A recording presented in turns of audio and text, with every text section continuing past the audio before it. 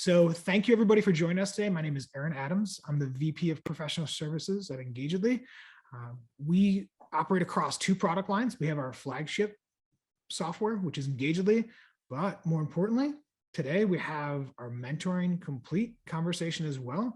I'm very fortunate to be joined by my business partner, Julie Kantor. She is a mentor and evangelist, but I will hand it off to her to tell a little bit more about herself. Thank you, Aaron. We've been really excited about this call, and we know that we probably represent on this call all four corners of the earth. There's more than four. Anyway, I'm Julie Kantor. I'm the Vice President of Leadership, Culture, and Diversity, Equity, and Inclusion at Change for Growth. And my passion is how human beings help each other through mentoring and how you build sustainable initiatives. I'm originally from Washington, D.C. I have an incredibly global family, and I'm so happy to be here with my partner, Aaron Adams. To get us started, we just got a quick poll for you, right? So we're going to go ahead and ask you all a quick question here.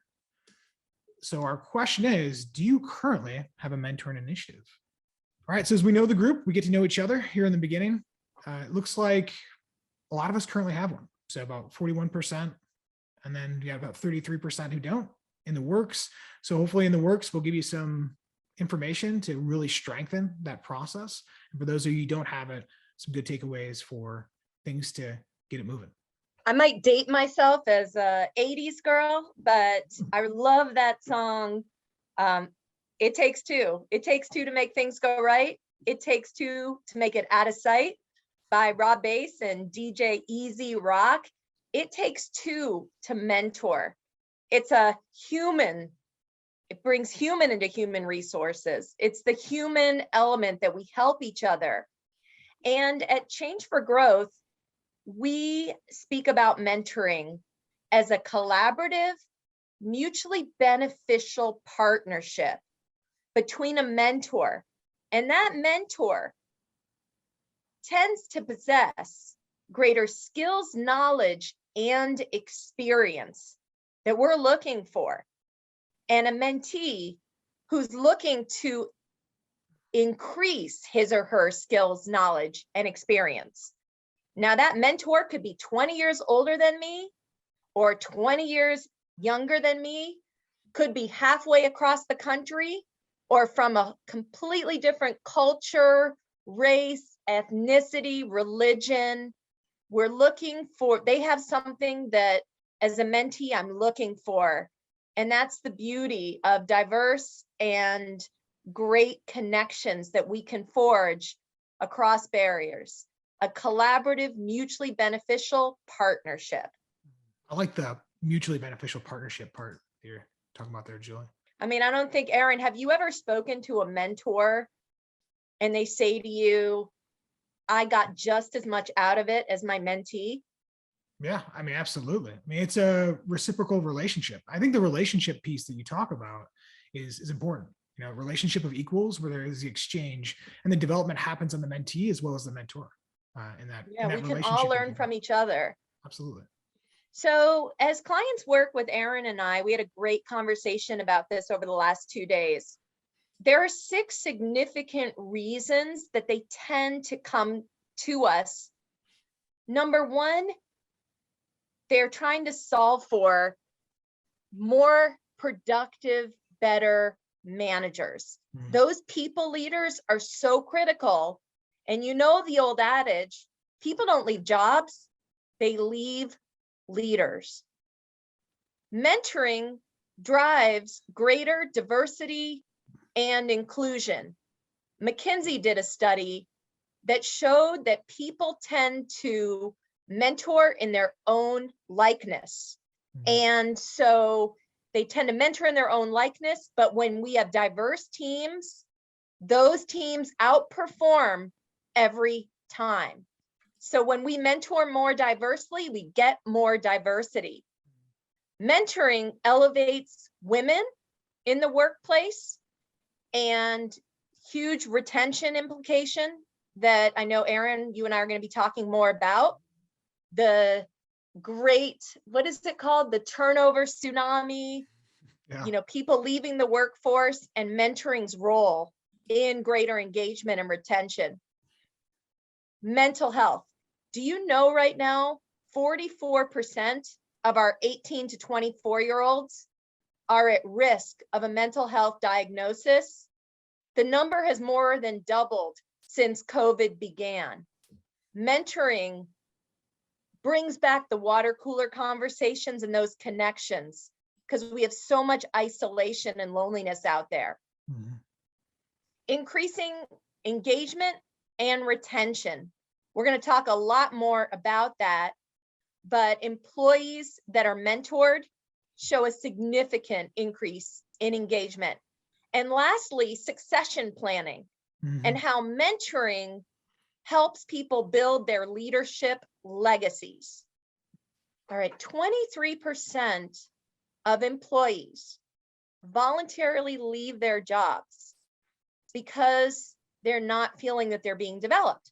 So a lot of companies do a good job of onboarding that first day, that first week, and then there's nothing else happening. Mm-hmm. So when the employee really needs the help and the learning, it could be 3 months, 6 months, 12 months into their job, but they don't have that additional training. So they leave, they don't feel good. This is also where mentoring comes in. That's one of the things that, as we talk about some of the use cases with everybody today, that we won't hit on a lot, but that is part of the retention strategy. And we're seeing a lot more companies now, given the volume of resignations and the value of talent and how that's increased in organizations, with coupling that early in the relationship or employee experience, that onboarding and mentoring. So that's a really good call out here when you talk about that development, because that's a message very early. And a lot of organizations that we're working with actually start to do that early in that employee life cycle and experience. So that's a really good call out. All right, so we're going to talk a little bit more about the solution here.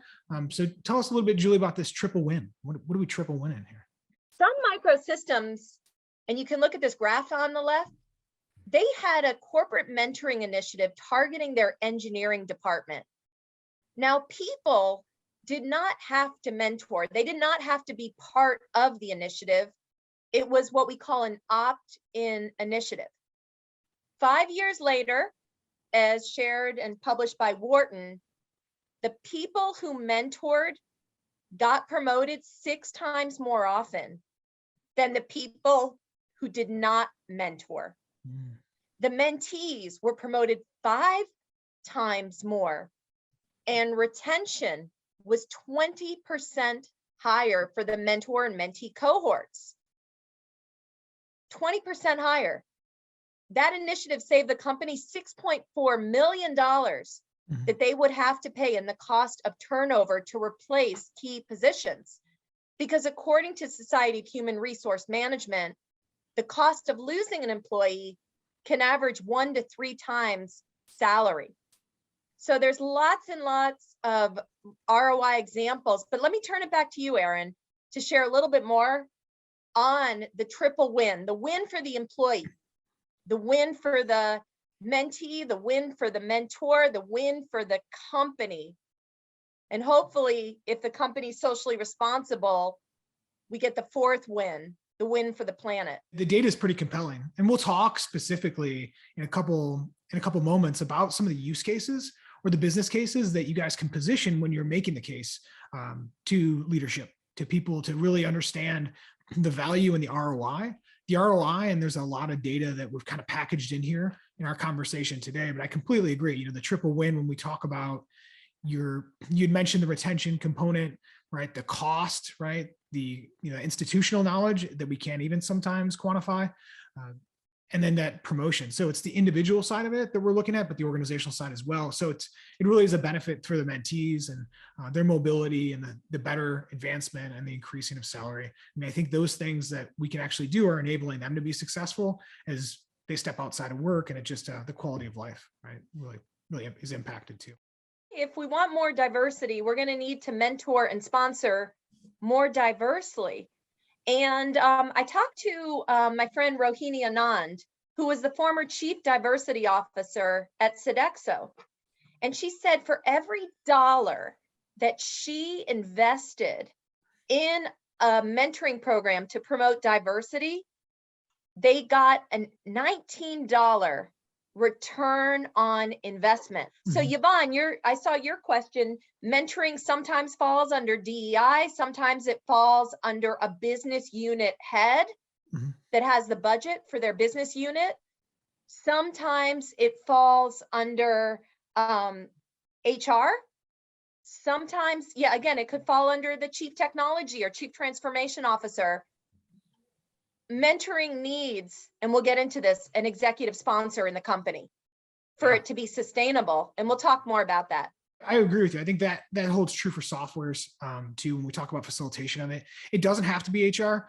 Some of the biggest success stories are how they scaled across the company. And we have some of our clients that take their local entities and they have program managers that exist within those local areas and the locales that aren't necessarily HR, but they're just the program manager for that locale, right? So as HR may come into it as early in the process. A lot of times they may do some train the trainer stuff, but it is not required.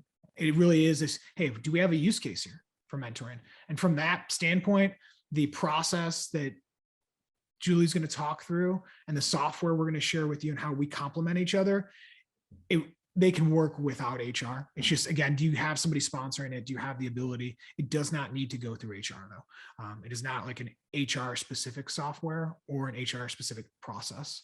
I think, Julie, I think that probably captures it, right? Would you agree? Absolutely. You've got to find the champions within the company that get mentoring and care about it and build from there. But we have great examples of working with HR leaders, and my team will work as an extended part of the HR or diversity team. Will work as an extended part of the team to build it and manage programs. So a lot of times we are working with HR again, or business unit heads. So when we talk about development, one of the compelling statistics there that we always share is that when we talk about development, that employees themselves don't feel like they have the skills needed for the jobs. So we're looking at some of the data again from Gartner's always pulls together some really good resources to reference here. And we're talking about, there is that number of employees that, there's skills they haven't mastered for their jobs today. That is about 80%. And then as we think about the skills needed for their jobs in the future, you're dealing about 70%. So there's a big skill gap in the development. So using that mentoring for development, a big use case there. And as we're hearing it from, the employee's voice is really great to hear as you're leaning on that. Julie talked about the succession planning use case. That's a very compelling one. We're always trying to position ourselves to be future-proof. So they're talking about the mentees and their likelihood to be promoted. So you are now investing in them, increasing that mobility within those groups. When you talk about succession planning, a very common use case. So as you talk about the benefits to your succession pipeline and leveraging mentoring as a component in that development life cycle for them, definitely going to have some good outcomes there as well. The DE&I one we talked about before. Here's an interesting statistic that we pulled actually from Cornell. So Cornell did a study that found that mentoring programs boosted minority representation at the management level from 9% to 24%.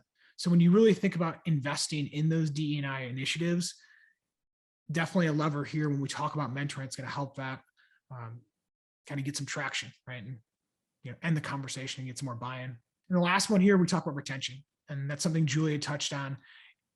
When we do it early in the life cycle, we had made the connection earlier about onboarding, very helpful, right? You're investing early in that employee experience, you're putting resources toward them, building a relationship, maybe even pulling on some of those engagement levers of creating some relationships early on that really connect them into the organization. Likelihood to stick around a little bit longer. So using them for those. This data is amazing, Aaron, that you've pulled for us. And I think that one thing I want to share is something that I have seen. I have traveled to multiple countries, to about 100 United States cities as part of, I'll call it a mentor road trip tour to advance corporate mentoring. I was even in Dubai and India. And I want you to share this observation. I always ask the question, how many of you in the audience have a mentor? And out of almost any corporate audience, it's less than 30%. Less than 30% will say, and then I'll ask it a different way, someone you could go to on an ongoing basis for professional advice. Still, it's about 30%. And then I'll say, how many of you are currently mentoring someone else at work? It's less than 10%. So I think there's a notion that people are just doing the right thing. They're just helping each other. But what I think we've learned is a little engineering goes a long way to make it comfortable and easy for people to mentor, because the good news is they want to help each other, but they need a little structure, a little support, a little technology to make those relationships work. And there's a lot of confusion about what mentoring actually is. Yeah. So a little engineering goes a long way. You've got a huge untapped potential. Your top one says 70% of employees do not believe they have the skills needed for their jobs. And 70% of people tell me they do not have a mentor to go to for professional advice. If we bring those mentors and mentees together, think about the implications for the productivity and human connection of our workforce. And the value of the skills is ever increasing too. So which of the following roadblocks is prohibiting you from launching a mentoring initiative? So think about these. If you're being stopped, or if there's some interference, take a minute and provide your feedback here, everyone. So Julia, question, can mentoring also fall under the personal themselves, especially in the case where the personnel needs a private mentor? Absolutely. I think that I believe in a kind of a board of mentors, and I have personally a mentor who mentors me on sales strategy, a mentor who mentors me on management strategy. I have a mentor that mentors me on spirituality and how to work with, when your parents get older, aging parents. I have people I go to for mentoring of a teenage daughter. So I believe a little bit but we can reach out and create for ourselves, instead of a board of directors, a board of mentors. But what that relationship looks like and how you structure it is really important. And Margaret, I see your question, and I don't know, maybe Erin, why don't you answer this? Have you ever encountered a situation where a mentee is not cooperative, not opening up, or not forthcoming, maybe out of fear of being exposed or mocked by others? What do you do to turn the tide? Honestly, sometimes the matching process is very important. So I go back to a lot of times when I look at personnel, and we're talking about personnel and some initiatives, I say, selection or training a lot of times. When I look at that question, I go back to the beginning of like, how do we match up these mentors and mentees? What was the process we used? If we're seeing this lack of cooperation that happens, and this fear that's coming forth, did we have a right fit between these? So I think going back to the matching process, I would probably want to understand more in those situations, and then what kind of training are we providing the mentors too, because things will come up. But as we talk about navigating that relationship, there's some important understandings we have to have as we're navigating it. And we're kind of pivoting between roles as a mentor. Things will come up. So it's have we trained them and provide them with the resources to be able to respond effectively to those? Now, when they do happen and we can't get past those, I think we need an outlet to move away from that relationship and disband it. And then if we're deciding to put that person back in the pool, find a different mentor. But I think there you're getting to a lot more complex things as we're laying over inferior complex, right? The psychological side of things. I think that makes the dynamic more complex, which requires us to go to all of the things around it to better understand. They need an outlet to disband, and then to move on, if that's what it comes to. But there's definitely some training, and Julia will talk about this too in terms of the process that she uses. And then we also emphasize too a lot of the training elements of really making sure you're maximizing them for success. in terms of that relationship and providing that training on the front end so they know how to navigate those tough situations in there. And I think Myrna has a great recommendation on a book called The Coaching Habit, Say Less, Ask More. With me, I'll just say when I have a lot of people I mentor and I ask them to come to me with what their dream, a vision for their future, their dream, their goals, so that we can build from where they're at. And if you see the roadblocks, it looks like don't know how to get started. So Julie's going to walk through an 8-step process, and we're going to talk about some of the technology that complements that as well as we get a little bit further. So hopefully we can help that 26% get a little bit more equipped, and then the rest of us too, maybe some of the resources that with our lean teams move a little bit more effectively, even if we're small and mighty, right, Julie?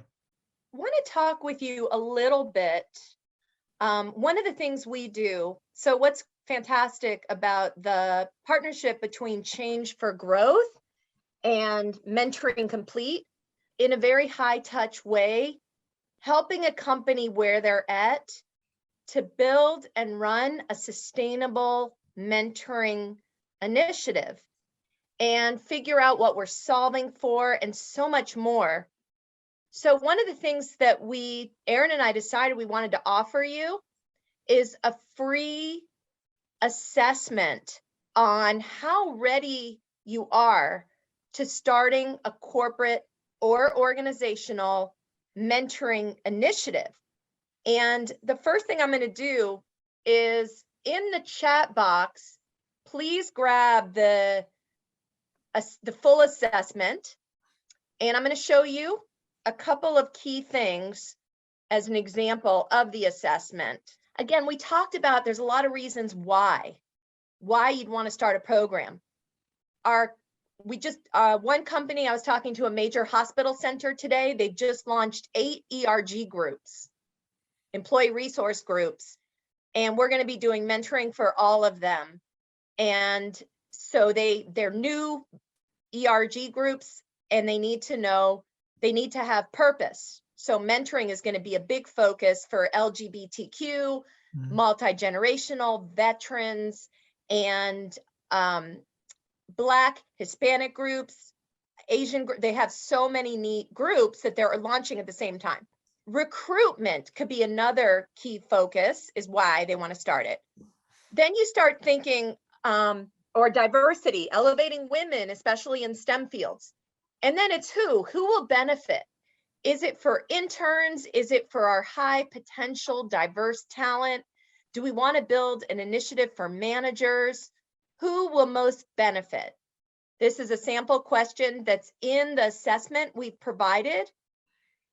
It is really important that there is support from the top in having a mentoring initiative, especially if it's going to sustain over time. Mm-hmm. Another thing is people often are intimidated by mentoring, thinking, oh my gosh, I'm going to have to spend 5 hours a week for the next 10 years. No, what we're looking for is about 60 minutes to 90 minutes a month over a 6 to 9 month period of time. How are we going to build this? A lot of companies really have good intentions, but they do not have the staff. In fact, I was working with a major company in the addiction space. They launched the program. We did all the launching. It was beautiful. We developed a mentor action guide, spent a weekend with every single member of their C-suite. And then I talked to the company 3 months later. She never reached out to any of the pairs. She's like, oh my gosh, I never reached out to anyone to see how they're doing. I've been so busy. So a lot of times and this often happens under HR, they don't have the allocated staff. And this, again, is where it can be really beneficial. It can be really beneficial for having a partner. This is our 8 steps to launching a corporate mentoring initiative. And first, we're going to talk about this and the integration of sophisticated, incredible algorithm-based technology. Mm-hmm. So the first step is the blueprint strategy, having a blueprint strategy that answers the who, what, why, where, and how, and lays out a plan for the year with accountability, responsibility, dates, and how we're going to do the matching, everything. The second is a kickoff. And as an example, I was working with Anthem Insurance, and we did a speed mentoring session for their entire leadership. 146 people signed up on the spot to be in the mentoring initiative. And it kind of looked like speed dating. Their CEO came and spoke about the mentors in his life. And from there, people signed up. It was an exciting kickoff. People had fun. They understood their leadership was behind it. And then they were ready and off to the races. From there, we feel it's incredibly imperative to train both mentors and mentees with an action plan, a roadmap for the year. So offering mentor and mentee certification trainings. Fill out an application. And if you have above a certain number of people in the initiative, for us, it's 100. We bring in our technology partner. If there's more than 100 or more than 100 pairs, I call up Aaron and I say, Aaron, we need to use matching algorithms. We might use flash mentoring plus the matching algorithm in case people want to find each other. But then we've got very sophisticated opportunity using mentoring complete. Because right now, we're actually working on an initiative together with over 1,000 mentors to advance more women and minorities into STEM fields. And it's so big that we really need those matching algorithms to make those matches. One of the things, and just philosophically, that really fit really nicely, and why we're talking today about how you guys can leverage some of the techniques to launch a program, was just, this relationship side of it. Like, we're seeing that the mentor is in a relationship with the mentee. They're moving between roles of counseling and providing support and sponsoring, and they're kind of shifting, right? This relationship that they have. So our approaches were very similar. We work with some companies there, trusted by, right? We like to say, as we talk about some of the solution that we're going to share with you, as you think about some of the tools you're going to need to scale. And I think Julie said it really well. This is something we want to provide access to others with. So how do we do that? We really emphasize these 4 areas when we talk about it. We talk about the matching process. Now, that's pretty critical. We bring a lot of science, and you'll see that here when we talk a little bit deeper about the matching process into the conversation, into the decision-making process. Accessibility is always important to us. So making sure that there's, the mobile applications, the software is very easy for them to connect with each other on the mentee mentor level, as well as the program manager from a facilitation standpoint, on and offline type capabilities, because we know, as we've seen, right, we're global. Internet may not be accessible to everybody, but how can we do some things when we're offline and sync those back up? Giving you guys data to help understand how things are progressing. So those insights are important to us to provide to you as tools to understand the effectiveness of your programs and some of the insights around developing initiatives with specific cohorts, and then adoptions. And adoption is really when we talk about those right behaviors. How do we provide them the resources and the information at the right times? How do we ask those questions that will force more reflection or intervention in that relationship? So we find these 4 kind of areas very important to us in terms of when we talk about software and complementing some of the things that practitioners are doing very well.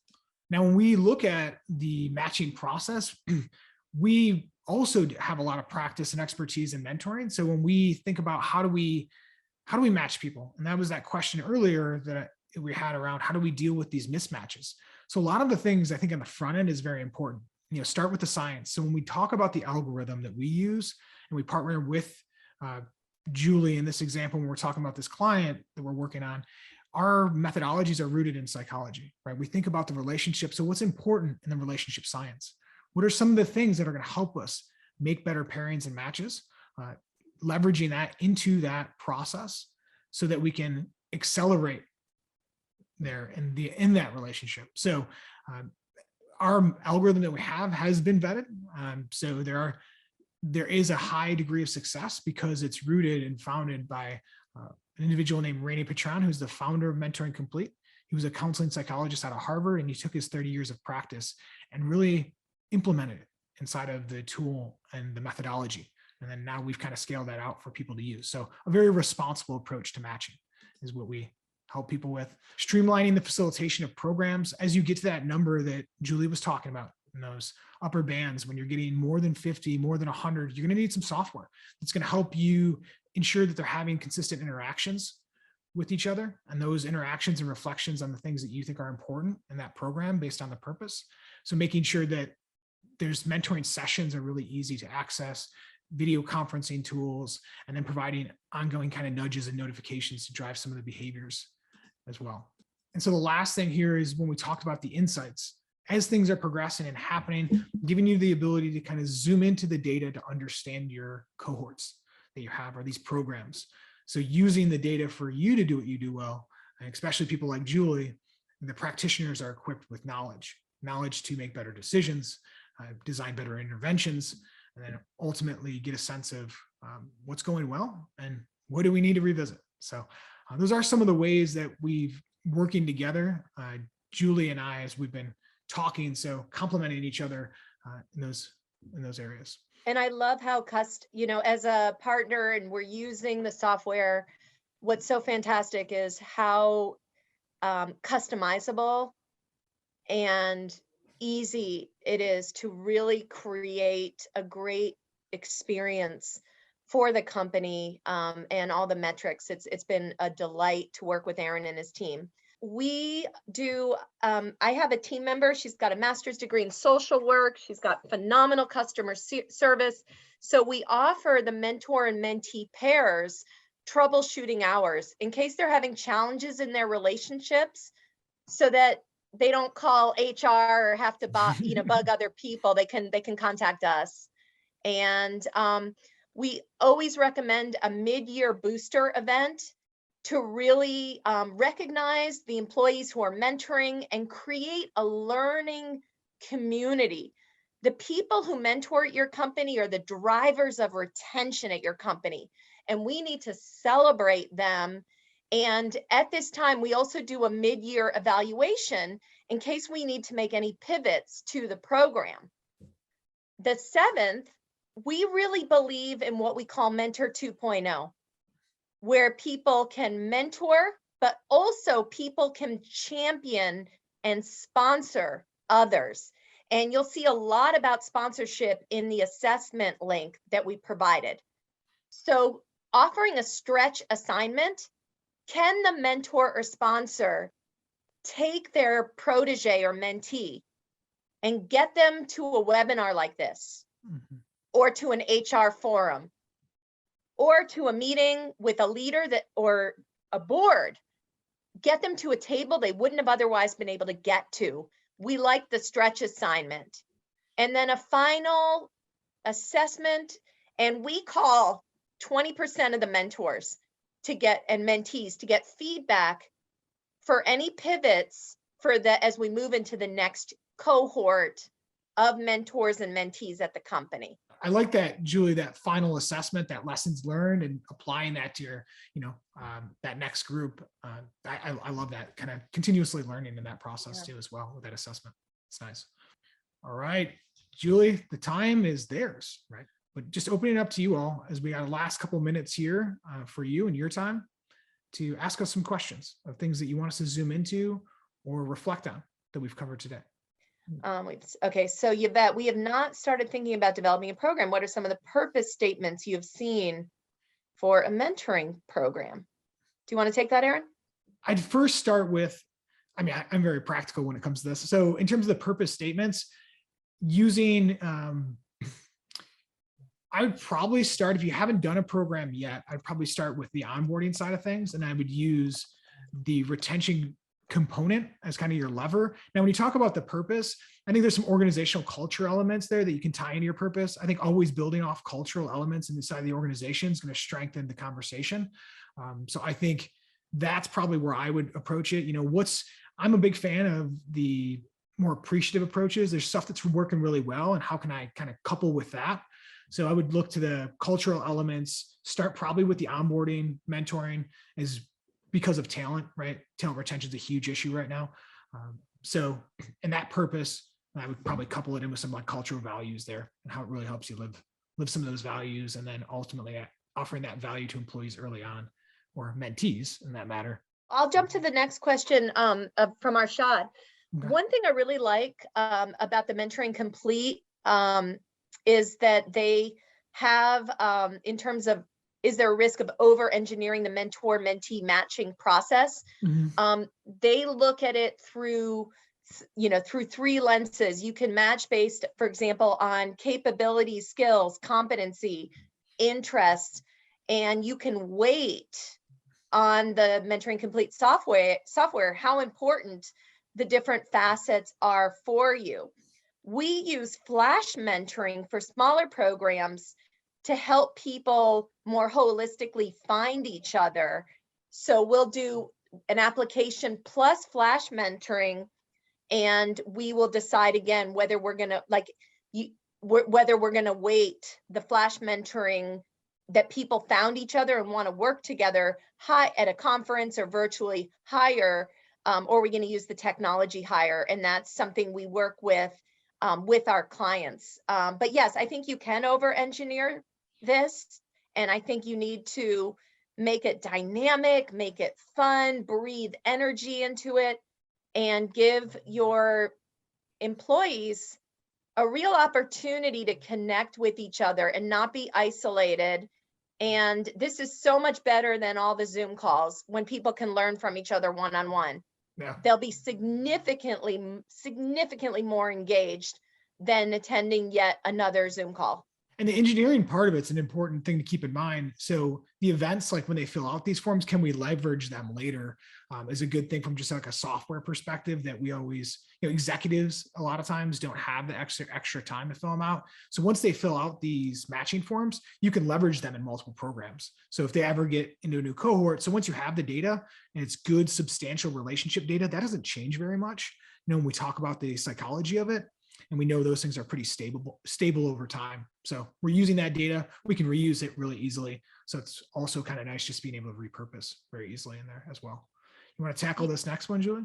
Sure. We're running a mentorship program that we are trying to sell to corporates to bridge the gap of a lack of a mentorship program. But because of lack of adopting a mentorship culture, we're struggling with buy-in. Any advice? I would have your team do this readiness assessment and try to get people that need to be bought in to do the readiness assessment, and then maybe follow up with call with Aaron and I about, but get people thinking and starting to plan. I think that this readiness assessment starts getting people more confident. A lot of times, again, people are intimidated by mentoring and they just don't know all the things that they don't know. Mm-hmm. So I would start with that. At my company that I founded, we have white papers, and I'll just put the website here. My company merged with Change for Growth, but we have white papers, the return on investment of corporate mentoring white papers at the Two Mentors site. And, but I think that maybe even show them this video or parts of this video that Aaron's going to share. Yeah. And then Megan, to your question around merging mentorship with recognition rewards initiatives, absolutely. I think the more visibility and the more value you're putting on these programs, you're going to get more people involved. I think a lot of us are challenged with time.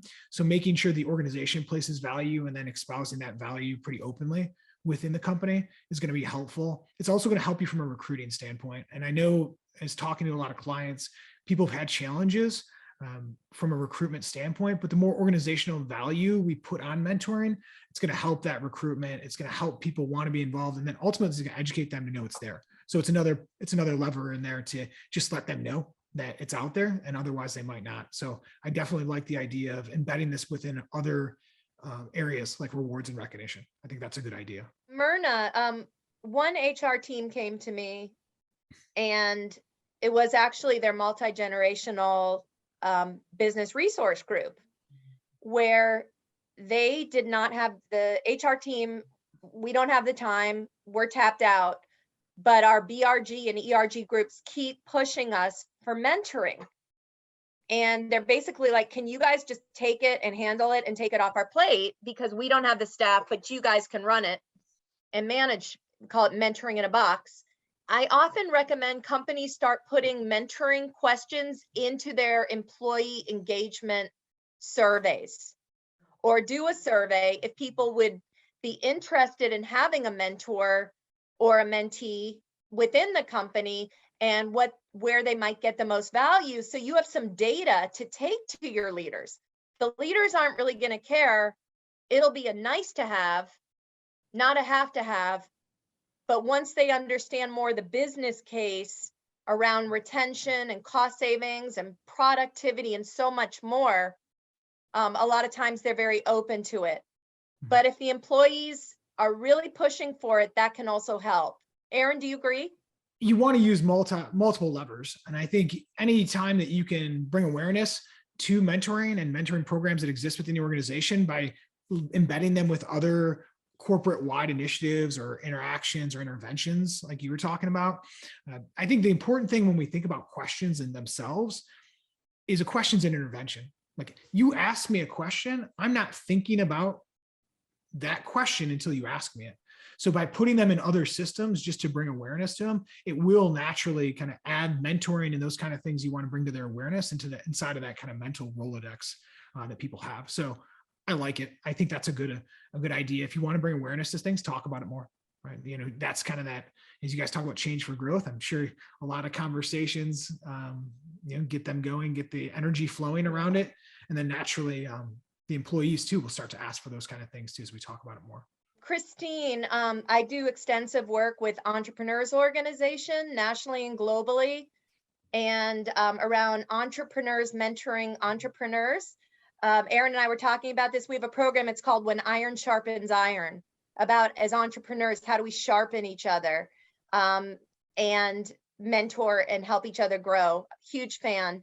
Arshad, what we often do is, and I think Aaron mentioned this, if the chemistry is not right, once the mentor and mentee meet, if they get together and it is not a fit, we've prepped them, they've been trained, and if they get together and it's not a fit, they can come back and be rematched. Okay, we let them get together, you've been matched, and then if it's not a fit, they can come back, and that's where our troubleshooting hours come in.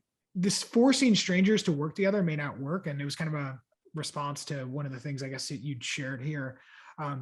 There's an interesting article out there, and quoting as I read through it, but they were talking about people kind of self-selecting into mentoring programs or just being put in them.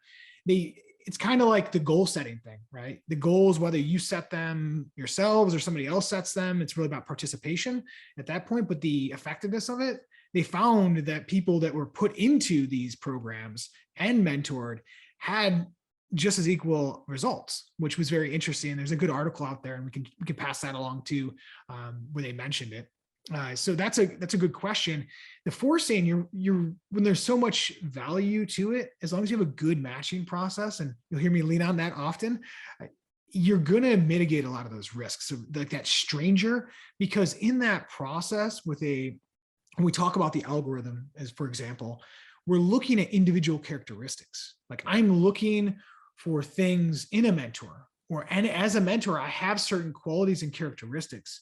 When we talk about that rooted in psychology framework that we use, those things are incorporated in there. So the forcing strangers is less of a concern when you take a very responsible approach to matching, is what I'd say in that. And then the training component, like Julie said, that will help mitigate this stranger. I think that's just kind of fear of the unknown, the stranger, that you can definitely get over, and good process in the matching and using some of the things that we know about people and making those decisions helps a lot there, I think.